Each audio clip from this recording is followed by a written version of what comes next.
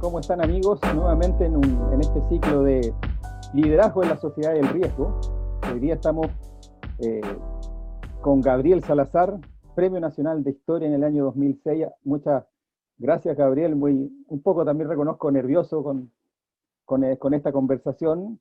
Bueno, Gabriel estudió Pedagogía en Historia y Geografía en la Universidad de Chile, luego estudió Filosofía también en la misma casa de estudio, después estudió Sociología, y después tiene un doctorado en Filosofía, en Economía y Historia Social en la Universidad de Hull, entre otras cosas más, y no sé si lo dije muy bien, Gabriel, pero muchas gracias y bienvenido a este ciclo de conversaciones en donde buscamos relacionar eh, la sociología, las ciencias sociales y crear un puente entre estas y la vida cotidiana y la gestión organizacional. Y yo he invitado a Gabriel hoy día a hablar de dos temas en particular, uno que yo le propuse y otro que también él me propuso, un tema de liderazgo y autoridad en el ámbito del liderazgo de Piñera y relacionarlo con el liderazgo histórico que hemos tenido, y también del proceso constituyente, que también tiene que ver mucho con lo que estamos viviendo hoy día, y no sé si recuerdo, Gabriel, no, pero hoy día parte incluso la campaña. Así que bienvenido, Gabriel, y como siempre la primera pregunta: ¿en qué estás hoy día? En lo académico, en la investigación, en la difusión, así que bienvenido y muchas gracias por este tiempo que nos has eh, otorgado. Bueno, agradecerte también a ti, Cristian, por esta invitación y tener la oportunidad de conversar un tema que siempre es muy interesante, la relación entre la ciencia social y la vida social. Uh-huh. Debiera haber un lazo muy orgánico, muy profundo entre ambas, pero no siempre ocurre, ¿no? Porque la ciencia, ciencia social, ¿no?, suele ser muy de repente pagada de sí misma. De repente puede ser una carrera académica, ¿no es cierto?, hacia las alturas, que presta mucho más atención el intelectual a esa carrera, su currículum, que Uh-huh. a la observación de la vida misma. Pero de todas maneras es un vínculo que debiera ser siempre vivo, permanente, abierto y comunicativo. Y por eso me parece interesante conversar hoy día, esta tarde, contigo sobre este tema. Muchas Lo gracias, que estoy Gabriel. haciendo, Sí, bueno, por favor. por un lado, estoy jubilado, jubilé ya hace como 4 años atrás de la Universidad de Chile, Facultad de Uh-huh. Filosofía, pero seguí haciendo clases, ¿no? Después de eso, estoy en la UMCE, en la Universidad Metropolitana de Ciencias de la Educación, Uh-huh. y estoy todavía en la Chile, pero en la Facultad de Economía y Negocios, en la FEN. Ahí sigo Ya. haciendo clases. Y el resto es investigación, publicación, actividades con agrupaciones territoriales, cabildos abiertos, grupos de estudio, sobre todo en este periodo de pandemia, porque no hay duda que este periodo de pandemia, que es de reclusión obligada, será, pero Uh-huh. toda reclusión es un retiro espiritual, de alguna manera. Entonces la gente ha reflexionado mucho, está pensando mucho, e incluso hoy día le observaba a mi compañera que estuve revisando pruebas de los alumnos de la UNCE, Uh-huh. y he descubierto que las pruebas que ahora estoy revisando, los trabajos que ahora me están entregando, son muy superiores a todo lo que yo he conocido antes. Lo que implica Mm. que de alguna manera este encierro, ¿no?, esta especie de concentración obligada, produce de todas maneras un afán de reflexionar más a fondo, te das más tiempo, ¿no? Entonces, el rendimiento en este plano ha sido sorprendentemente superior a otros años. Entonces, eso es lo que estoy haciendo, y estoy muy involucrado con el proceso histórico vivo. Hoy día estoy más preocupado de la historia como proyección a futuro que como una retrospección al pasado, hacia la historia muerta, la historia petrificada, digamos. Entonces, precisamente estamos en la esencia misma de la historicidad: movimiento, acción, decisión, riesgo, futuro, ¿no? Y Oh. justamente Chile está viviendo un periodo histórico excepcional en este sentido, ¿no? Porque no nos gusta mucho el pasado, no nos gusta el presente, pero si no nos gusta el futuro para nosotros mismos, yo creo que vamos a ser muy pobres sujetos históricos, ¿no? Por ahí Wow, estamos, por ahí súper, estamos. súper. tengo un guión, pero como dijimos, ¿cierto? En el mismo proceso vamos Sí, navegando en esta conversación y a partir de eso voy a partir, como diría mi padre, al revés de los mortales o de lo que tenía pensado. Y hay en tu libro, El Poder Popular Constituyente, en el nombre del Poder Popular Constituyente, indica que, dices, la Constitución de 1828 ha sido en 2 siglos de historia la única acordada libremente por la ciudadanía chilena. ujú. No dudo de lo que dices, pero una pregunta así como que podría decir un escéptico. ¿Es tan así? ¿Qué pasa con la Constitución de Alessandri? ¿Qué pasa con, bueno, ya sabemos, ¿cierto? La del 80, que en eso tenemos más conocimiento de historia, pero ¿es así de importante entonces lo que se vivió en 1828 y lo que vamos a vivir hoy día? Así de importante porque fue absolutamente verídico y cierto, ¿no? Lo que Ujú. pasa es que no conocemos lo que ocurrió allí, no Exacto. conocemos la historia ciudadana de ese periodo, no conocemos la historia que los actores sociales, los ciudadanos, los pobladores, los militares, ¿no? La historia que hicieron por ellos mismos en ese periodo. Es el único periodo en toda la historia de Chile, desde 1822, más o menos, hasta Ujú, 1828, en que la ciudadanía actuó como si fuera ciudadanía soberana, ¿no es cierto? Es ujú, decir, era una ciudadanía que deliberaba consigo misma en sus asambleas locales, los cabildos, que en esa época estaban institucionalizados, no como hoy día, ajá. que no están institucionalizados, No. en esa época sí, y el cabildo fue por siglos, tal cual lo digo, partiendo de la historia europea, fue por siglos la institución que alojó siempre a la soberanía popular ciudadana. Entonces, desde 1822 a 1828, la ciudadanía desde los cabildos deliberó consigo misma, digamos, propuso soluciones a los problemas que la afectaban. Esos, esas soluciones las propuso luego como mandatos soberanos y Mm, acordado el mandato, después de acordado el mandato, elegía a las personas que iban a ejecutar el mandato. En esa época nunca se elegía a nadie sin mandato previo, porque el mandato surgía de la deliberación ciudadana ujú, local de los pueblos, de las ujú. villas, de las aldeas, de los barrios, ¿no?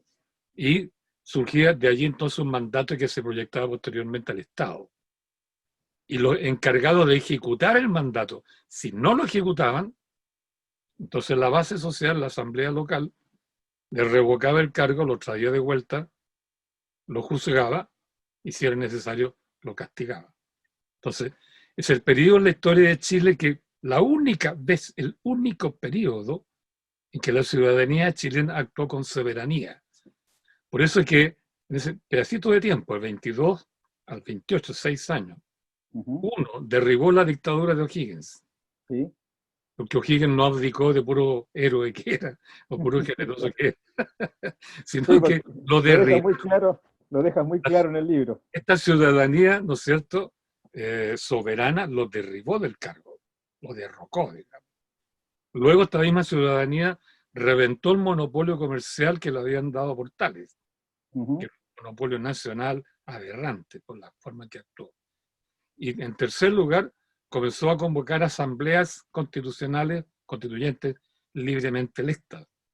Entonces, toda esta historia, ¿eh?, que es cuando la ciudadanía vivió su apogeo, su edad clásica, cuando sabía lo que era soberanía, cuando derribó dictadores, dictó constituciones, te fijas, reventó monopolios, todo este periodo en la historia oficial, la que está contada oficialmente y la que le enseñan a los niños, se llama anarquía.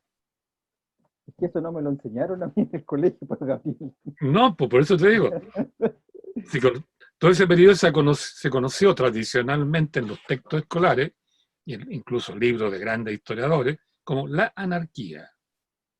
Otros como mucha prudencia, le ponen ensayos, ¿no?, de ensayo y error, ¿no?, para levantar una constitución, ¿no? Pero No dijeron nunca, nadie ha dicho nunca, que ahí la ciudadanía actuó soberanamente, ¿no? Y la culminación llegó cuando dictó la Constitución del 28. Por eso digo, yo he dicho varias veces, la única constitución legítima que ha tenido el país, porque la dictó una asamblea constituyente, libremente electa, que se instaló en Valparaíso para arrancar de la aristocracia de Santiago, que no dejaba funcionar esta asamblea, obstruía el proceso. Se van a Valparaíso y allá dictaron la Constitución del 28, que es la única, repito, la única legítima que ha tenido el país. Porque la del 33, ilegítima, 25, ilegítima, del 80, doblemente ilegítima. Entonces, por eso es que es muy importante lo que ocurrió en ese periodo. Me aparece algo que hace rato que hemos discutido en conversaciones con el sociólogo, quizás tú lo conoces, Rodrigo Figueroa. Tú también le escribiste el prólogo de un libro, y que hablamos nosotros de un concepto de infantilización o adolescencia de la sociedad o de la ciudadanía. Y ahí Claro. quiero hacer un contrapunto. Entonces, en el 1828, o en ese periodo, éramos una ciudadanía madura, estábamos en un proceso de maduración, y hoy día nos infantilizan la élite económica y la élite política, o nosotros decidimos también no preocuparnos de eso y consumir. Perdón la pregunta tan... Sí, no, vale, vale. No, es importante mantener la idea. En ese periodo la ciudadanía vivió, vuelvo a repetir, su momento de apogeo, de gloria. Okay. Porque actuó con plena soberanía, ¿no? Y repito, se dio el lujo de derribar un dictador, O'Higgins, de destruir el monopolio de otro tipo tirano, ¿no? Portales. Sí. Convocar a 3 asambleas constituyentes, 2 de las cuales hizo fracasar la aristocracia de Santiago. Por eso al final se van a Valparaíso y allá dictan libremente la del 28, ¿no? Fue tan importante ese periodo que quedó en la memoria de la gente, en la memoria de los jóvenes, en la memoria de los artesanos, en la memoria de los oficiales del ejército, ¿eh? Y en la memoria de incluso gente de la misma oligarquía, que era liberal. Entonces, por eso que ese periodo se convirtió, ¿cómo decir?, en un modelo que quedó en el pasado y que intentan muchas veces después tratar de reproducirlo. Por eso que hubieron, fíjate, 12 motines militares contra el sistema portaliano entre 1830 y 37, en donde el último motín militar fusiló a Portales, el tirano. Exacto. Tiranicidio, ¿eh? Un tiranicidio. Exacto. Porque los oficiales del ejército de esa época eran ciudadanos, se sentían ciudadanos, ¿eh? Participaban en asamblea, deliberaban, y cuando tomaban acuerdos para hacer algo, deliberaban en asamblea democrática y después dejaban un acta. Cuando tomaron preso a Portales en Quillota, el ejército que se supone iba a ir a Perú a combatir con los peruanos, y se rebeló en Quillota, los oficiales hicieron una asamblea antes y se pusieron de acuerdo para tomar preso a Portales, tomarlo preso y derribar la tiranía. Y de esa asamblea dejaron un acta, que ahí está, pero nadie la muestra, nadie la lee, ¿eh? Y ahí está, ¿eh? Donde ellos acuerdan democráticamente derribar la tiranía en Chile para volver a la Constitución del 28. Lo mismo va a pasar, bueno, pasó del 30 al 37, pasó el 48, pasó el 51, pasó el 59. Ese periodo quedó como un modelo, un arquetipo. Por ejemplo, jóvenes liberales como José Manuel Balmaceda crearon el Club de la Reforma. ¿Qué es lo que era eso? Por el año 1860, por ahí. Reformar la Constitución del 33 para reponer la Constitución del 28. ¿Te volver al modelo del 28. Y ese Club de la Reforma tuvo puros socios de clase alta, pero liberales. Pero querían volver a esa etapa.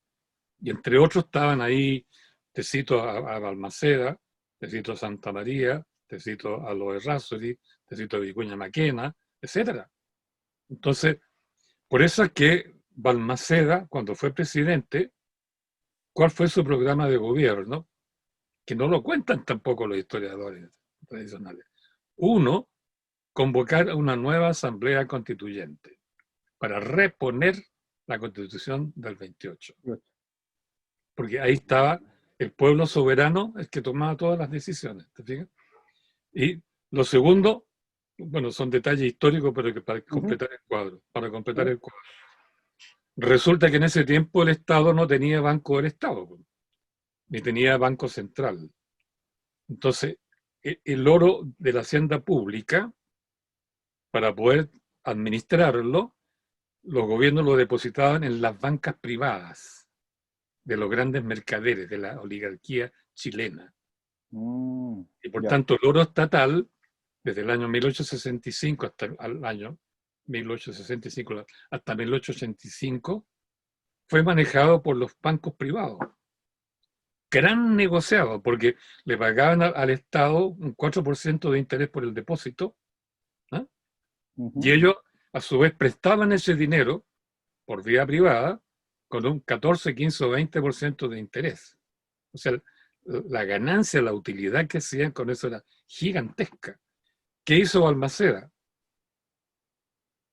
Ordenó que se creara un banco del Estado, de manera que todo el oro estatal lo manejara el propio Estado. Y se lo quitaba, por tanto, a la banca privada. Ese era un golpe mortal para la oligarquía de Balmaceda, que era de la aristocracia, porque era un gran terrateniente, ¿no? Y una gran familia muy distinguida por muchas décadas. ¿No? Propone esto porque él era un hombre que siguió pensando en la Constitución del 28, en ese periodo en que la soberanía radicaba en el pueblo y en la ciudadanía. Por eso él dijo, la ciudadanía hoy está en condiciones de ella gobernarse a sí misma. Y por eso convocó una asamblea constituyente. Entonces, por eso el proyecto balmacedista era en el fondo una restauración de la Constitución del 28 y de ese periodo que estamos diciendo. Y de ahí la reacción de la oligarquía con un odio cerval contra Balmaceda.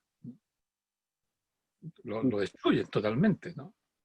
Pero te das cuenta que ese periodo tan glorioso quedó en la memoria de mucha gente, de los artesanos, de los que adoraban a Ramón Freire, el general, capitán general Ramón Freire, de los soldados, de la oficialidad del ejército patriota, porque el ejército patriota que nos independizó de España era democrático, era partidario de la autonomía soberana de los pueblos y de los ciudadanos. Entonces, en toda esa gente quedó esa memoria, y eso explica todas las revoluciones que hubo en el siglo XIX. Fueron 5 guerras civiles, casi por la misma razón, sin contar la guerra contra el pueblo mapuche, que también fue guerra, eso no fue pacificación. No, eso te iba a decir, nunca ha sido pacificación. Nunca fue pacificación. Entonces, por eso el periodo que tú dices, que tú mencionas, del periodo 1822, 28, y que remata con la Constitución del 28, fue un modelo, fue un periodo, como te dijera, de gloria de la ciudadanía en general.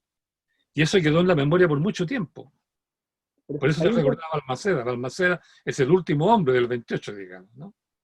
Es que ahí entonces me nace, sigue la duda, y quizás yo puedo entender que como proceso no es un momentum, así como hoy se acaba y comienza otra cosa.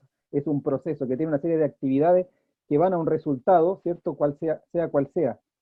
Pero a partir de eso, ¿dónde está, si no el momento, pero las claves de las relaciones para vivir lo que yo estoy interpretando y lo que leí también en el libro y en otros que has tenido, en esta tensión permanente entre la ciudadanía, no quiero hablar de clases, y la oligarquía o la élite económica o política? Hemos vivido desde esa época hasta hoy día siempre en una tensión permanente en que se puede, no se puede, no te dejan o no te dejan, no sé, o estoy equivocado en el análisis o en la pregunta. No. Perfecta la pregunta, yo creo que muy adecuado históricamente el análisis que está haciendo. Yo creo que la clave interpretativa profunda de la historia de Chile está justamente en lo que tú dices, ¿no? Una ciudadanía que pugna por ser o seguir siendo. soberana y una oligarquía mercantil, porque hay que ponerle apellido, esto no es una burguesía industrial, Ya, oligarquía sí. mercantil, un pequeño, gran detalle, ¿no?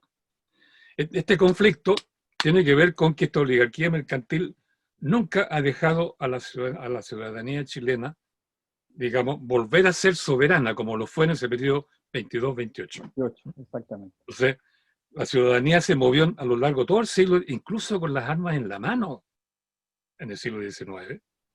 Ahora nos asustamos porque tiramos piedras, ¿no? Pero en el siglo XIX, la ciudadanía con armas en la mano se rebeló contra el sistema central de la oligarquía mercantil portaliana, ¿no? Y la razón es muy simple, porque el ejército de esos años, el ejército de esos años, no era un ejército profesional. Estaba formado por la tropa, eran milicianos, ¿te fijas? Que eran ciudadanos que le daban entrenamiento todos los domingos, entrenamiento militar, que llegado el caso formaban los regimientos y se convertían en ejército. Entonces eran el gran contingente de la tropa del ejército de aquellos años eran los artesanos. Y los artesanos, bueno, ganaban plata, tenían un ingreso.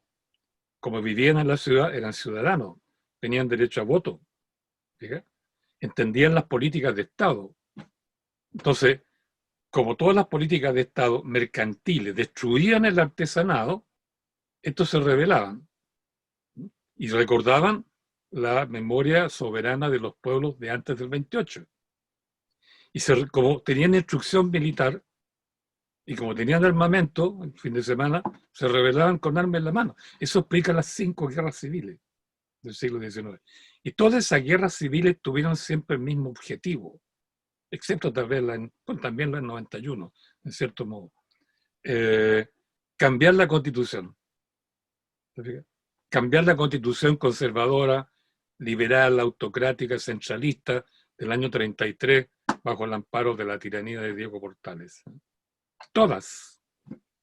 Nuestro movimiento de ahora, maestro, va a lo mismo, pero ya no tenemos en nuestra mente cómo fueron las luchas de los pueblos del siglo No, pero XIX. es que ese es el punto, No porque sabemos. Ese es el punto, ¿no? porque Sí, yo te claro. perdón que te interrumpa, Sí, no, dilo.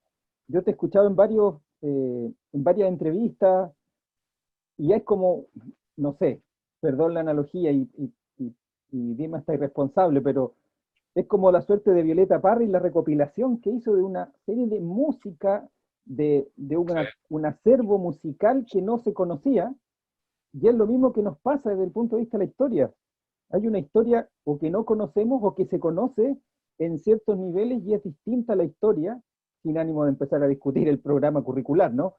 Educacional, pero con una historia totalmente distinta a la que nos presentan, Sí. y eso de una u otra manera también nos ha hecho daño, también nos ha hecho no ser conscientes, para bien o para mal, porque después de eso yo puedo tomar decisiones y puedo apruebo o rechazo la Constitución, pero con un acervo de conocimiento distinto al que podríamos tener hoy día. Sí, justamente yo creo que la política que ha utilizado esta oligarquía mercantil, que yo la resumo así con esa palabra, Sí, oligarquía mercantil, es que ella sabe perfectamente, si no sabe, instintivamente actúa como si lo supiera, digamos. Es el hecho de que ella impuso una constitución ilegítima, ¿m? A través de un golpe de Estado militar con un ejército mercenario que pagó de su bolsillo y destruyó al ejército patriota, porque no solo lo venció en Lircay, sino que lo dio de baja entero. Dio de baja toda la oficialidad y las mandó a la calle siquiera sin pensión. Además, sin pensión. O sea, los mandó a la pobreza, ¿no? sí. Entonces, ¿qué es lo que ocurrió? Entonces, que ellos construyeron un polvorín, ¿no?, social, explosivo, que abarcó el ejército que ellos mismos dieron de baja. El ejército patriota, nada más y nada menos. O'Higgins entre medio. O'Higgins no, O'Higgins fue, bueno, es otro cuento. Ese otro cuento. O'Higgins fue derribado, recordemos, por la ciudadanía, acusándolo de traidor, tal cual, a la soberanía ciudadana, que se había burlado de la soberanía ciudadana. Por eso lo derribaron. Y porque además no lo querían como general en jefe. Si hacemos un balance riguroso militar de la vida militar, de la hoja militar de O'Higgins, no tiene ni un triunfo importante. Uno recuerda a O'Higgins, la derrota de Rancagua, cuando sale arrancando. Y El abrazo, además que, claro, además lo sacaron de Rancagua, fue el batallón de caballería de Ramón Freire, que lo pescó entre medio y se lo sacó de Rancagua. ¿Ya? Es el batallón de caballería y Freire, son los verdaderos héroes de Rancagua, al final. No tuvo, por eso es que sus soldados no lo querían. Y fue por eso cuando quiso formar las tropas, ¿no es cierto?, en la Plaza de Armas de Santiago, para impedir que el ejército de Freire dominara además la capital y le diera el favor a los pueblos y a la soberanía de los ciudadanos. Cuando quiso formar la tropa y que obedecieran sus órdenes, los oficiales, los suboficiales y toda la tropa le dijo: no, estamos con el pueblo. Eso es textual, ¿no? Lo cuenta el propio Barros Arana. O sea, tenemos un héroe nacional que hay que buscar con lupa algún triunfo militar por ahí, por allá. Porque no ganó Chacabuco, no ganó Maipú, fue San Martín. Rancagua fue una derrota. El Roble, él, claro, Carrera se tiró al río para escapar, ¿no?, vergonzosamente. Él se quedó luchando, eso es cierto, pero la batalla la estaba perdiendo porque aparece Freire por la espalda del enemigo y lo disuelve, y el Roble la ganaron entre los dos, en el fondo. Entonces tenemos un héroe que no era democrático, nunca convocó a ninguna elección. Él designaba a dedo a todo el mundo. Los intendentes, los delegados, los subdelegados, los alcaldes, todo. Todo. Es que entonces estamos en una historia bastante liviana, lo que diré, pero estamos en una historia que se vuelve a repetir en diferentes... O sea, el problema, maestro, es que los ciudadanos no tenemos una memoria real y exacta de nuestra historia. Sí, porque, yo creo que ese es un gran problema. Claro, los vencedores acá, que es la oligarquía mercantil con ayuda de un ejército que ellos construyeron para defenderlos a ellos, sus intereses, tanto dentro de Chile como fuera de Chile. Porque la guerra contra Perú la inventó Portales, pues, maestro. Sí. La inventó Portales, por lo menos la primera guerra contra Perú y Bolivia, ¿no? Porque fue un mercader fracasado, ¿no? Tenía una compañía mercantil, se fue a Perú para ganar plata y no ganó nada, perdió todo y se vino indignado con los peruanos y después quería destruirlo con un ejército.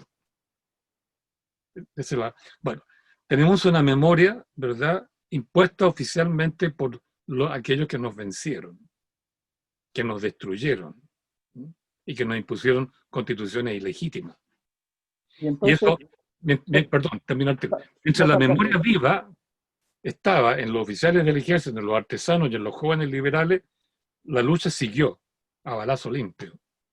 Pero cuando ya el relato oficial de los vencedores se instaló en las escuelas, se instaló en los monumentos nacionales, en las estatuas, se instaló en la señalética en las calles, y duele que suene con la galería de héroes que ellos pusieron, ahí esta memoria comenzó a languidecer, y por eso hoy día no sabemos nada de eso.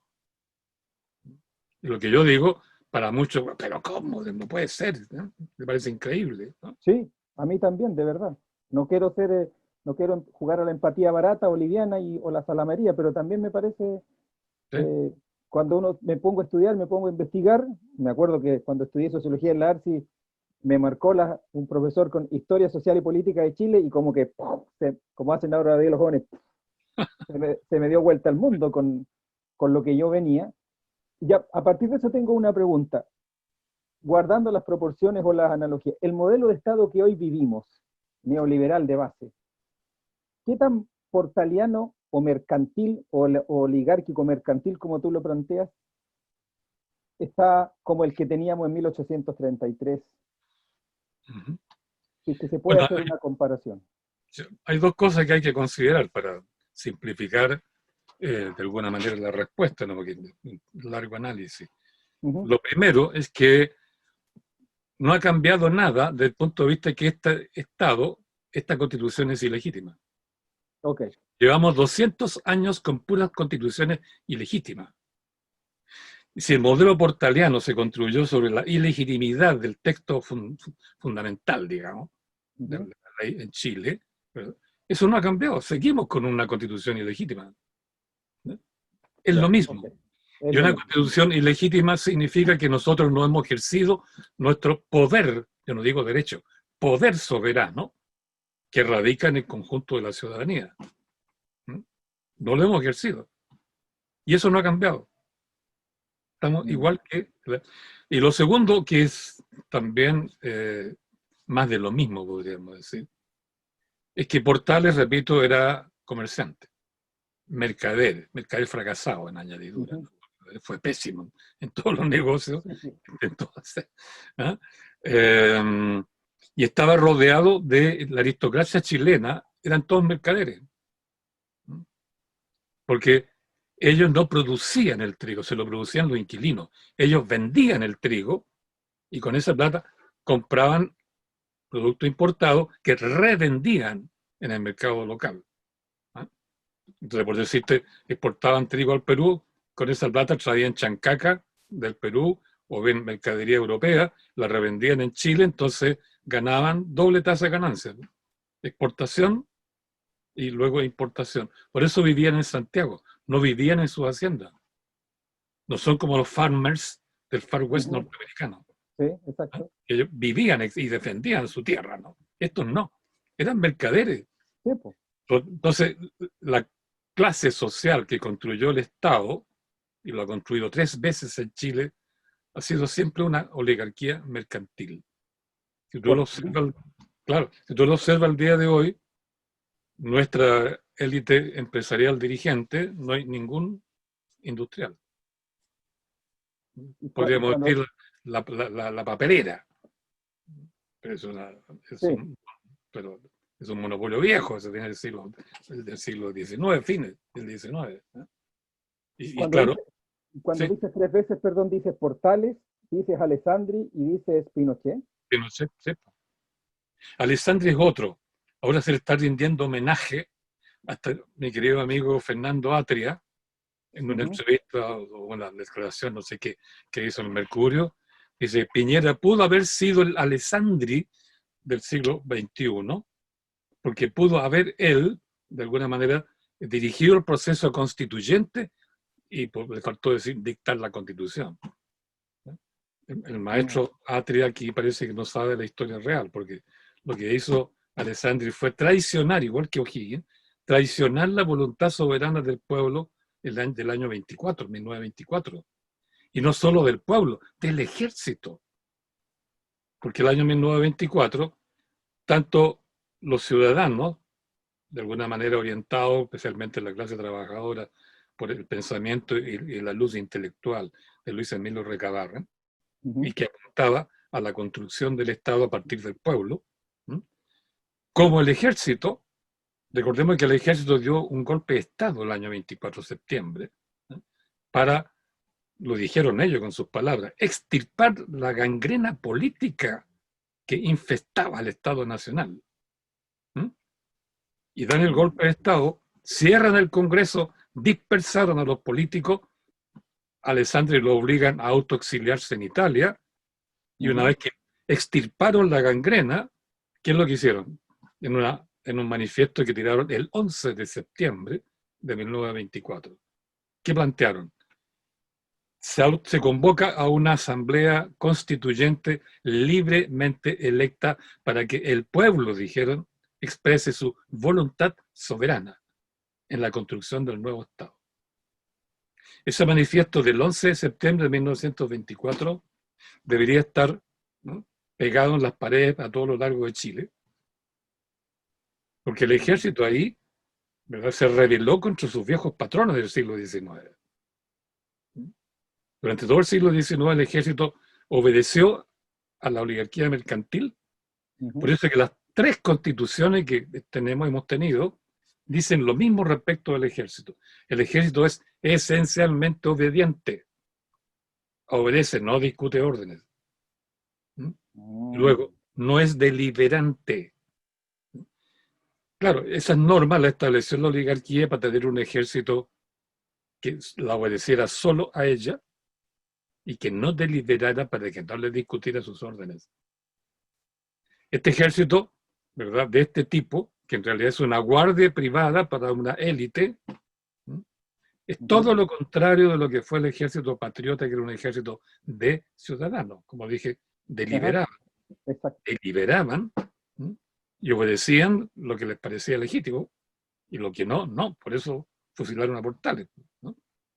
Entonces, en esa oportunidad, tanto el movimiento ciudadano popular como el movimiento militar estaban de acuerdo, ya habían sacado la oligarquía, en convocar una libre asamblea constituyente. A tal punto que se formó un comité militar para conversar con las mutuales obreras, con la FOCH, con Recabarren, para de común acuerdo llegar a esta Asamblea Nacional. Entonces, el problema que se les presentó es el que tenemos hoy día nosotros. ¿Cómo podemos organizar una Asamblea Constituyente? No sabemos. Ellos, los militares, tampoco sabían mucho. Entonces se le ocurrió, ahí termino rápidamente, dale, y vuelve al presidente, porque vuelve al presidente Alessandri, que no ha terminado su periodo, y el resto del periodo que le queda, que eran meses nomás, él organice la asamblea constituyente que están de acuerdo en pedir o exigir tanto los ciudadanos como los militares. Ay, claro, traen de vuelta a Alessandri, lo instalan. Traen de vuelta a Alessandri. ¿Qué hizo Alessandri? Jamás convocó una asamblea constituyente. Nombró un comité constituyente con personas que él, a dedo, designó entre sus conocidos y amigos, salvo unos pocos que no eran amigos de él, pero es una minoría. Y finalmente él, de una u otra manera, a gritos, fue dictando el texto constitucional de 1925. Está en las actas, por eso te digo eso, ¿no? En las actas se nota. Como diría un amigo Alessandri, hostia, tío. El señor Alessandri fue un traidor a la voluntad soberana del pueblo y del ejército. Ahora, claro, Atria tal vez no conoce esta historia, porque se formó tal vez con la vieja historia, ¿no? Entonces, Alessandri por eso se le considera un estadista. Y le levantaron estatua en la Plaza de la Ciudadanía, a la cual engañó miserablemente el año 24-25. Por eso digo, nuestros héroes merecen lo que están haciendo en algunas partes, lo están echando abajo. Cuando comenzaste hablaste de riesgo, de un riesgo en el tema de la ciudadanía. Entonces lo que veo hoy día, a ver, veo que en un minuto, y yo sigo con el mismo discurso de la maduración, hubo una maduración, pero hoy día, y en el libro tú planteas, por ejemplo, que el poder constituyente para que exista requiere de un proceso largo de autoeducación, de autoformación. Entonces, existe hoy día el desarrollo de un poder social diversificado, abierto, multidimensional para este proceso, porque ese es el riesgo que hoy día veo en virtud de, dado tu propio análisis, de todas las veces que nos han ido cortando o cerrando o eliminando la posibilidad de ser ciudadano. ¿Qué falta hoy día o existe ese riesgo de la autoeducación? Para no encontrarnos otra vez con un nuevo Alessandri o algo parecido. Sí.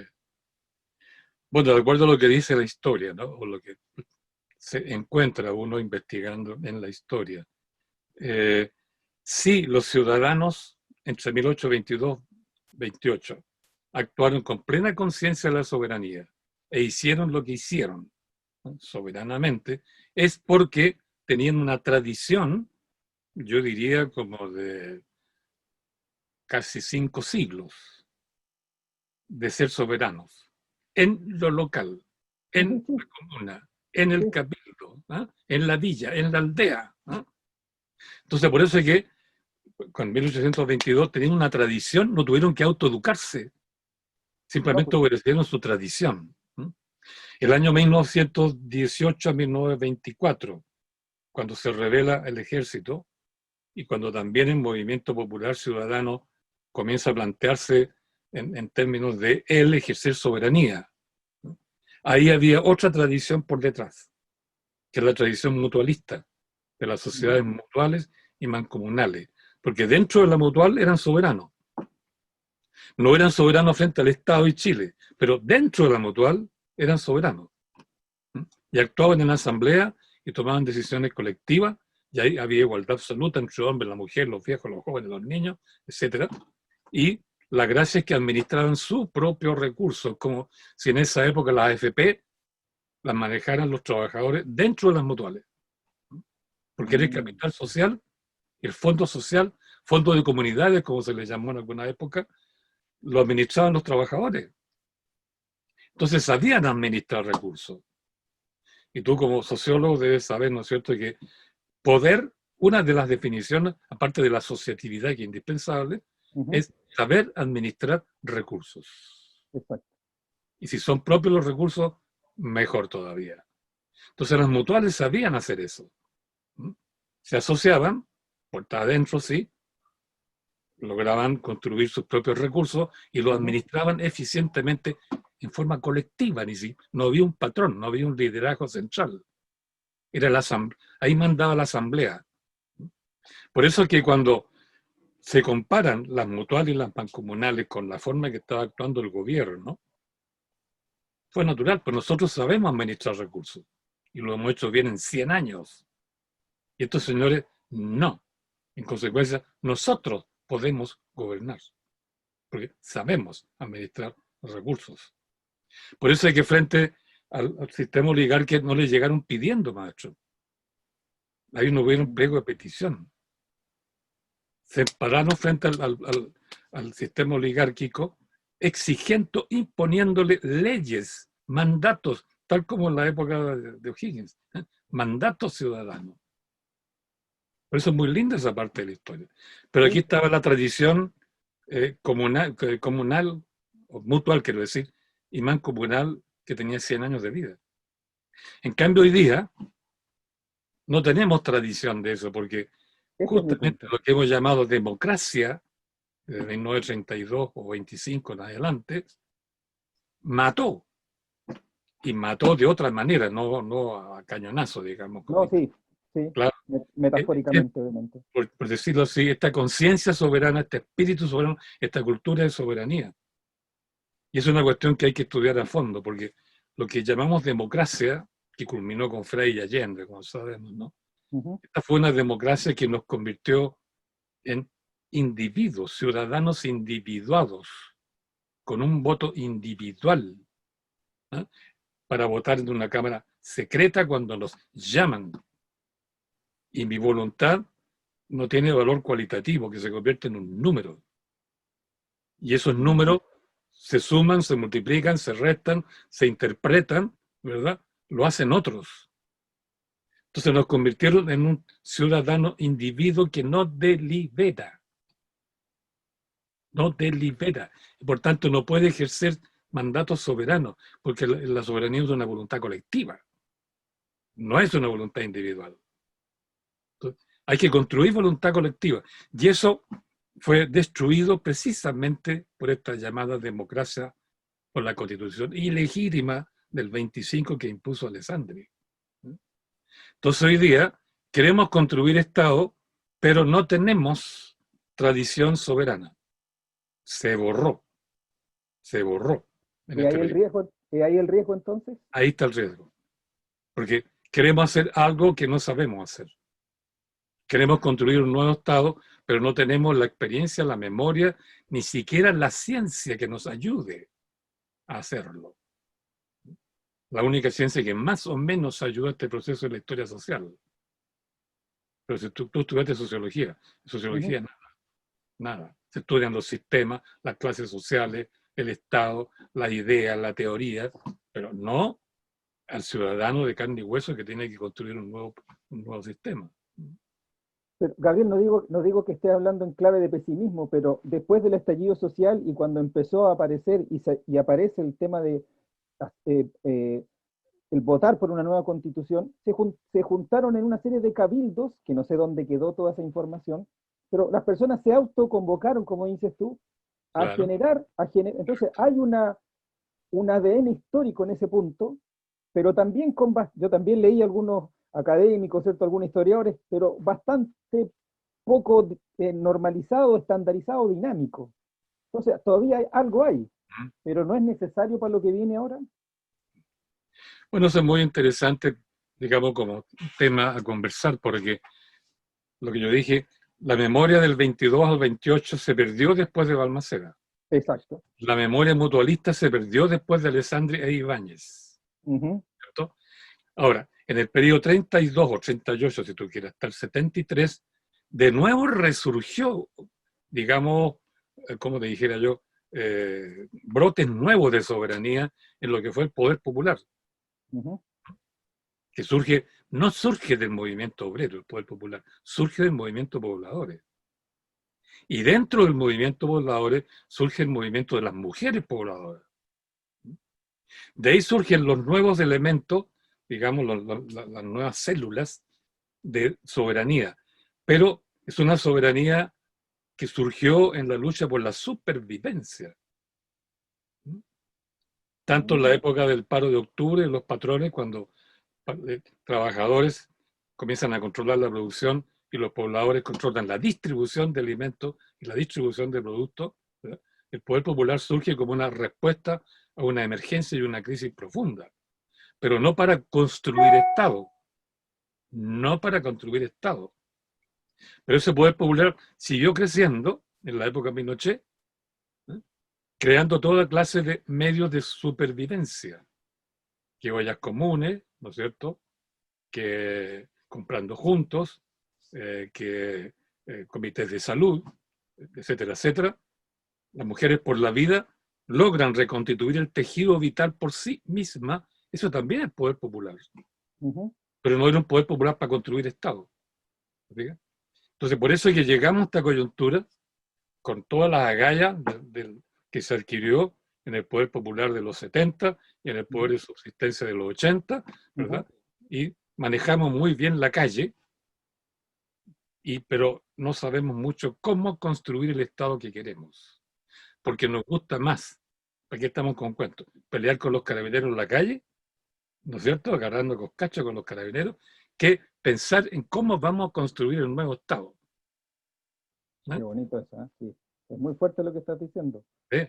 Pero son las dos alternativas de nuestra voluntad soberana, porque hay que negar la negación, como decía Carlos Marx, pero sobre todo afirmar la afirmación.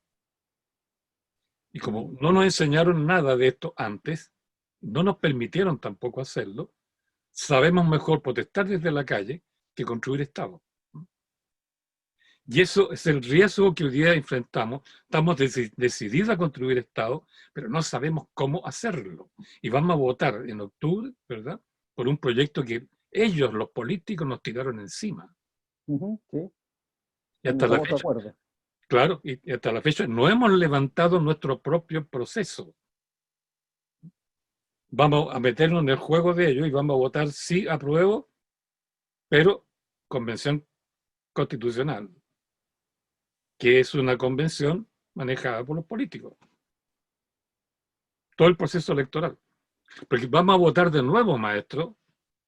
En 200 años de historia hemos elegido gente, presidentes, diputados, qué sé yo, senadores, alcaldes, elegido gente para que nos represente, pero sin mandato nuestro. Les damos la carta blanca. Yo te elijo porque me caes simpático, porque eres de un partido, porque mi papá que se me dijo tal cosa, pero tú haces lo que quieres. Sigue tu idea. Yo no tengo cómo controlarte. No tengo cómo controlarte. Por tanto, te entrego un poder con carta blanca, tú haz lo que quieras. Si eres leal conmigo, fantástico, te elijo de nuevo. Pero puede que sea leal, que no leal, que para allá, que para acá, que con los acuerdos que hay dentro del Parlamento, ninguno puede ser absolutamente coherente con su compromiso con el pueblo. Entonces, ¿qué está ocurriendo? Que no sabemos, elegimos gente sin mandato, maestro. Y para la Convención Constitucional, porque el método de elección es exactamente igual a la elección de diputados. Entonces, de nuevo, vamos a votar individuo solo, cámara secreta, rayita, número, Pero ¿quiénes van a manejar todo el proceso? Son los políticos, es la clase política, son los partidos. Y eso es lo que queremos. Si hay un 97%, 96% de rechazo a los políticos y a los partidos. La Convención Constitucional, quiero decir, va a representar más a los partidos que a la ciudadanía, eso está claro. Entonces, en algún momento vamos a tener que dos cosas. O la controlamos para que tome el camino que debe ser, porque se van a chocar, yo te aseguro que se van a chocar. Es casi absolutamente seguro. Estoy pensando que esto va a quedar grabado para recordarlo con los años. El movimiento ciudadano, ok, elegimos la Convención Constitucional, pero la controlamos desde fuera, para que no se enchueque. Y si se portan muy mal, maestros, vamos a tener que echarla abajo. Sin que somos consecuentes con nuestro sentir ciudadano. Mucho problema al día de hoy que no traemos con nosotros una tradición viva de ejercicio soberano de la ciudadanía. Como lo hicieron los ciudadanos entre 1822 y 1828, que traían detrás toda la tradición soberana de los cabildos, o de los pueblos, como se decía. Y entre 1918 y 1924, la época de Recabarren, traíamos detrás toda la tradición soberana que estaba dentro de las mutuales o dentro de las mancomunales. En cambio, nosotros traemos una tradición desde 1925 o 31, Código del Trabajo, hasta el día de hoy, que es una tradición que ya no reconoce entidades donde se aloje la soberanía popular, porque lo reemplazó el partido político. Y el partido político nos exige solo apoyo individual, a través de la elección o a través de la adhesión a un partido político respetando todas sus normas internas, toda su disciplina interna. Y por otro lado, la otra forma organizativa que tenemos es el sindicato. Pero el sindicato está calibrado, lo dice el Código del 31 y lo dice el Plan Laboral del 79 y las reformas posteriores no afectaron ese punto. El Código del Trabajo dice que el sindicato es una organización exclusivamente pensada para que los trabajadores negocien el contrato de trabajo con sus patrones. Se le prohíbe hacer ninguna otra cosa. O sea, el sindicato como tal no puede hacer política. La mutual, en cambio, que no trabajaba para un patrón, sino que era perfectamente autónoma, se autofinanció, se desarrolló a sí misma, se autoeducó y después hizo políticas de cara al Estado y le planteó que era otro Estado, y aquí está nuestro proyecto constitucional. En cambio, el sindicato no. Por eso los trabajadores, para lo político, dependen de los partidos. Sí. Y por eso los partidos, su periodo de gloria en la historia de Chile, de gloria como partido, 1936 diría yo, hasta un poquito al día de hoy, podríamos decir. Recién, ahora estamos cuestionándolo de una manera radical, porque los partidos políticos hasta el 25 no eran partidos como fueron después, ¿no? Eran gente que se reunía, que tenía su idea, pero se cambiaban de partido, entraban, se salían, qué sé yo. Era un desfile transversal de políticos, ¿no? O de militantes. Eso yo lo he estudiado en detalle, por eso puedo decirlo. Ajá, sí. Sí. Entonces, nuestro problema hoy día es que no tenemos por detrás una tradición. Tenemos sí tradición de individuo. Y como individuo, voto individual o masa en la calle. Y por eso es que los que nos plantearon los políticos, exactamente eso, ¿no?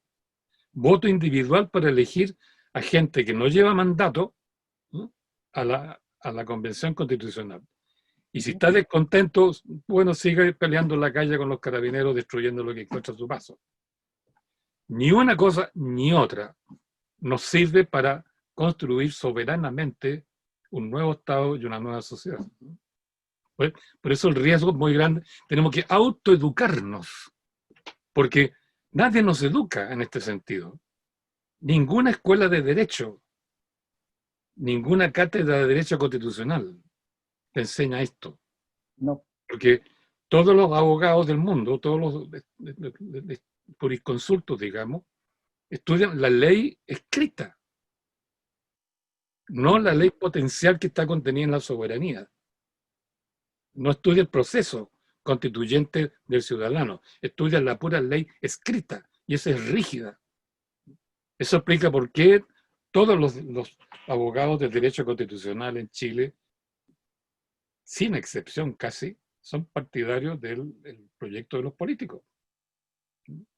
Porque fue, toda esta propuesta es una ley, la 20.300, yo no me acuerdo el número exacto.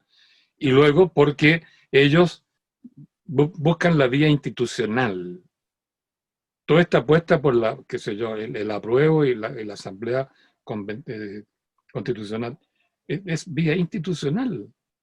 Nos generaron una institucionalidad especial para que nosotros metamos por ahí nuestro proceso. Entonces, si queremos hacer una asamblea autoconvocada por el pueblo, que libremente se organice como estime conveniente, que discuta los temas que quiere, con el quórum que él mismo defina, ¿no? Para hacer eso, como no tenemos experiencia ni memoria, porque la historia que cuenta estas cosas se fija, o la sepultaron en el olvido y ahora la reprimen o la inhiben, no tenemos salida por los canales de televisión, por ejemplo, ¿no? Ni por la radio, hubo un poquito tiempo atrás, pero ahora nada, solamente por estas vías más informales. Entonces, no sabemos hacer lo que queremos hacer. Y el aprendizaje se está produciendo, de hecho está en camino. Ahí podríamos conversar otro día al respecto de cómo va este proceso. Pero aquí los teóricos hablan de los plazos históricos. Hay dos tipos de plazos. El plazo prescriptivo, a fecha fija, a plazo fijo, 25 de octubre. 25 de octubre. Plazo prescriptivo, ¿te fijas? Nos metieron en un zapato chino. Quieren hacer... Sí. Claro, entonces nos pusieron un plazo rígido. Pero el proceso de autoeducación y autoaprendizaje para ser soberano es más largo. Absolutamente. Es mucho más largo. Y ese es lo que los teóricos llaman el plazo adquisitivo. Los procesos de aprendizaje son plazos adquisitivos que son lentos. Sobre todo si es para toda la ciudadanía. Son muy lentos. Entonces nuestro problema es que si queremos autoeducarnos para ser soberanos, necesitamos un plazo largo. Nos pusieron un plazo corto con una trampa institucional. Entonces, ahí está el verdadero meollo del problema político de fondo, mirado históricamente, que estamos viviendo.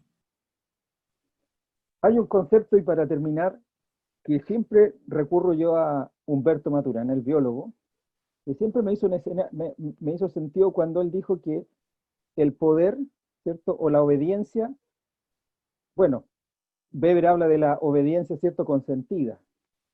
Katia Araujo habla de la obediencia, ¿cierto?, sumisa, y hay otro concepto en el cual Maturana dice que si tú, por ejemplo, eres mi líder, yo te cedo poder a ti, yo el poder que tengo como ciudadano, te lo cedo a ti, para que tú hagas en nombre mío lo que tú decís, y yo te hago rendir cuentas de aquello. Quizás esa sería, y yo sé que no estoy dando la solución, el meollo del asunto, porque tampoco tengo ni la autoridad ni las competencias para decirlo, pero podría ser al menos de aquí a ese plazo prescriptivo el que la ciudadanía empieza a entender que tiene poder y ese poder le puede hacer rendir cuentas al otro. Es lo que tenemos que aprender, ¿no? Porque si uno, vuelvo a repetir, la soberanía es una voluntad colectiva. No es individual, es el libre albedrío, que es otro cuento. Es que ahí está el cuento. La soberanía es una voluntad colectiva, entonces hay que construir la voluntad colectiva. Y la única forma de construcción de una voluntad colectiva es que el pueblo, en la medida que está cerca, que se conoce, que sufren los mismos problemas, o sea, en la medida que son vecinos, ¿sí?, pueden deliberar. Y la deliberación, que es el intercambio de datos, de conocimiento, de inteligencia, de experiencia, qué sé yo, que es una ciencia en sí. Uno tiende a pensar que la ciencia está solo dentro de la universidad, en individuos que están solo metidos en un escritorio, ¿no es cierto?, escribiendo y pensando, consultando fuentes, qué sé yo, haciendo cálculos. No, pues la ciencia política, en sentido estricto, es una ciencia ciudadana y se ejerce deliberando. Por eso la deliberación tiene que ser rigurosa, metodológica, organizada y productiva. Si se produce eso, entonces imagínate, hay reunida en una asamblea abierta, en un cabildo abierto, 200, 300, 400, no sé qué cuántas personas. Ahí el saber de todos tiene que producirse para llegar a una conclusión. La experiencia de todos, los recursos de todos, el diálogo entre todos, genera un saber que tiene que ver con la política, ¿no? El saber hacer, que Aristóteles dijo, el maestro Aristóteles cuando pensó en la política, dijo, ese saber que produce una muchedumbre que delibera, o una asamblea que delibera, es igual a la que puede producir un sabio que además es amado por el pueblo. Puede ser superior a lo que produce el sabio amado por el pueblo. Pero el saber que se produce en una asamblea nunca, dijo él, es inferior al que produce el sabio. Entonces, la deliberación es una cuestión muy importante. Es un ejercicio científico, pero oral, no es escrito, no te fijas, no está ni la lógica experiencial de las ciencias naturales, ni la lógica matemática, qué sé yo, o la lógica de los teóricos, sino que es otra cosa. Eso es dialéctica. Eso es dialéctica. Diálogo. Deliberación, diálogo. Intercambio de experiencia. No es teoría. Perdón. Y algo que Richard Sennett, el sociólogo, en su libro La corrosión del carácter, dice que perdimos. Nos llenamos de habilidades emocionales y dejamos de tener habilidades dialógicas. Pero quizás eso es para otra conversación. Claro, y si entre todos tomamos decisiones, producto del intercambio del saber colectivo y de las memorias colectivizadas, ese saber permite establecer mandato. Ahí sí. Exactamente. Ahí funciona lo que dice Maturana, te elijo a ti para que me represente, pero con este mandato. Eso es el punto. Con este mandato. Si nos llevan mandato, es un liderazgo porque al revés, el liderazgo puede ser muy negativo porque es individual. Absolutamente, estoy totalmente de acuerdo en eso. Y el drama de los movimientos sociales que en algún momento generan líderes, dirigencias, cúpulas, oligarquías. Y estas mandan. Y ahí se acaba la soberanía. Se acaba la soberanía. La clave entonces es la deliberación, el mandato. El mandato. Y nunca elegir a nadie sin mandato previo. No hay seque a fecha en este punto. No, porque así tú lo puedes controlar después. Sí, pues si no, ¿cómo te rindo cuentas? Claro. ¿Cómo te hago rendirme cuentas? Te obligo a rendir cuentas si considero que no estás portándote bien de acuerdo al mandato y te quito el cargo, poder de revocación. No va a tener cargo por 10 años porque lo dice la Constitución, sino depende de tu responsabilidad ante el compromiso que tienes conmigo.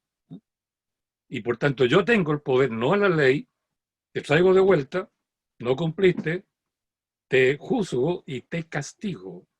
A don Bernardo Higgins en los pueblos de Concepción, de Coquimbo, de todos los pueblos de Chile, lo derribaron, ¿no es cierto? Y luego exigieron que se le aplicara el juicio, en ese tiempo se llamaba juicio de residencia, que se le hacía a toda persona que cumplía un mandato. Fuera director supremo, fuera virrey, fuera funcionario. Entonces exigieron que a O'Higgins se le aplicara el juicio de residencia. Si se hubiera hecho el juicio y se le acusaba por lo que se le acusó, este señor traicionó la voluntad soberana del pueblo. Se burló de ella, la engañó. Eso habría, imagínate, traición a la soberanía, fusilamiento. Wow. Gabriel, quedé con más preguntas, que, que respuestas, ¿Te parece bien? pero como los amigos que nos ven, siempre digo 1 hora para que tengan el tiempo de vernos. Te agradezco el tiempo, te agradezco el, lo que busca este espacio de compartir conocimiento, transferir conocimiento entre todos, porque creo que es importante hoy y siempre. Así que, de verdad, muchas gracias. Y yo creo que en una de esas, antes del 25 de octubre, lo voy a molestar, profesor, nuevamente, Muy bien, ahí podemos. para poder seguir conversando. Así que, Gabriel, muchas gracias. Y si tienes algunas palabras de cierre, feliz, así no, muchas gracias. Solamente tomarme de lo que tú dijiste, quedé con muchas preguntas. Yo creo que eso ya implica que cumplimos con nuestro deber de ciencia dialéctica, ¿no es cierto?, llegar a un objetivo. Porque tú sabes, los griegos que eran muy sabios, para ellos la verdadera reflexión, la verdadera filosofía era preguntar las preguntas, seguir metiendo el dedo en la llaga, con preguntas tras preguntas, tras preguntas, tras preguntas, sin apurarse por responder. Así vamos a hacer entonces. Gabriel, muchas gracias. Listo, Cristian. Fue un gusto. Muchas gracias de todo Que corazón. muy bien, cuídese mucho Tú y nos también. vemos. Y nos vemos.